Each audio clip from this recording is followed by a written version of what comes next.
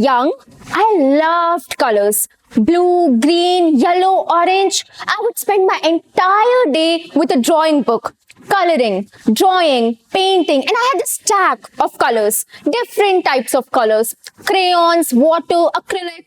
You ask me, I have it.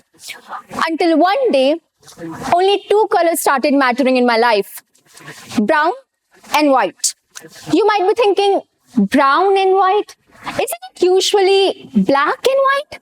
Well, for most people, black and white symbolizes misery, sorrow, and all of these negative emotions. But for me, that was taken by brown and white as vitiligo took a hold of my body, and I got these white patches on my skin. As you can see, patterns on my legs, on my face, all the places.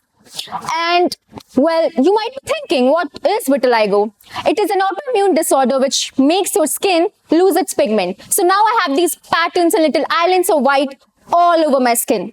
This medical definition might have given you a little bit of overview about how this disease is like, but it never prepared me for the kind of life that I was going to live. It never prepared me how it was going to feel. It never prepared me about the glances that I was going to get. It never prepared me for the whispers which were too loud. Oh, what happened to her? Oh, poor girl. What will happen to her? Is anyone going to marry her? These were the whispers. And then people approached me and they questioned me. The questions were a bit too intrusive. Like, have you burned yourself? What happened to you? Did you spray bleach on your body? Oh, so irresponsible, right? Who is going to marry you?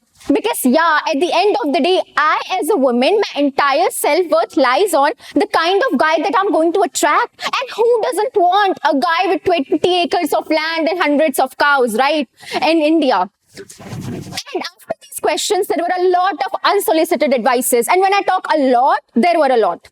Well, my uncle had it. And you know what he did? Well, he went to this Ayurvedic doctor and had a 10-day retreat. Or you should mix mustard with a little bit of turmeric and then apply it all over your body. Or you had a really big mistake which you did in your past life, and that is why you are punished for it, and you will be punished for your entire life because of the karmas that you have did in your past life. I was only 12. I wasn't able to understand any of these things, but I internalized all the aunties. I internalized every thought and every question and everything that they said to me. So when I used to look in the mirror, I was too small to look at it, as you can see with my heels. I told the same things to myself. You are not lovable. You are not pretty. You are not normal. I said all of these things to myself. I was cruel. I was very cruel. So I also followed all of these unsolicited advices. My parents were like, well, your value does not depend on how you look. But well, I was a girl and I was reaching adolescence and I wanted to look pretty and I wanted to attract men. So I went from one hospital to another. From allopathic doctor to homeopathic doctor to Ayurvedic doctor, I used every kind of thing and every kind of treatment that is available on this planet. So I swallowed pills, 9, 10, 11 pills. I did everything that I could do. I went to these retreats. I went to these babas. I went to get my karmas fixed. I did everything. I even used a kind of medicine in which you had to mix fresh urine of a cow with some medicine and then put it on your patches and then go out in the sun. It burned. It burnt really very much. And of course, it will burn in hot weather, and on top of that, I am also hot. So, what can I do about that? And all of these things just piled up. And I wasn't able to understand why I was doing it. And why was I such a big inconvenience just for existing? Why wasn't I an inconvenience to others? I was doing all this so that I am not an inconvenience. So when one of my friend's grandmother told her not to touch me because, well, it could be contagious and she will also turn white, I stopped playing. A 12-year girl stopped playing out. I loved swimming. I stopped that. Because people would ask me what has happened to me and if it was again contagious. And I understand. I understand mothers who have concerns about their sons and daughters. So I stopped doing that too. I loved stage. I loved the stage when I was young. I was that annoying kid who would be always on stage, but I stopped doing that too. Because people would come up to me and would ask me what has happened to me. I stopped doing everything. I constrained myself in the four walls of my house. I did not go out. I stayed in. Just not to be an inconvenience to others. Inconvenience. We are all taught that, aren't we? Don't be an inconvenience. If you are a man, talk a certain way. If you are a woman, talk softly, walk a certain way, present yourself a certain way, do this, do that. Oh my God. For how long are we going to hear these things?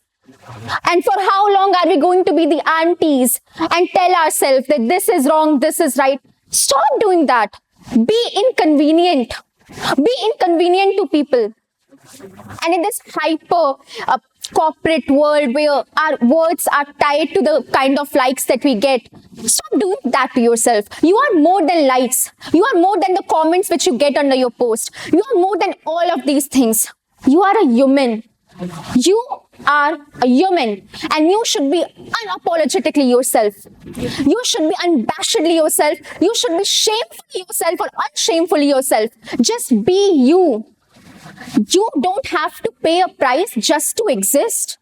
You really don't have to. So when I came here and I was given this chance, I wasn't like, oh wow, I have been given this chance and maybe I would be amazing and all of these things, because you cannot stop that voice in your head once. It takes time. It constantly takes time to remind yourself that you are worthy, that you are fine, that you're okay. So when I came here, I crossed the line which I created in my own head.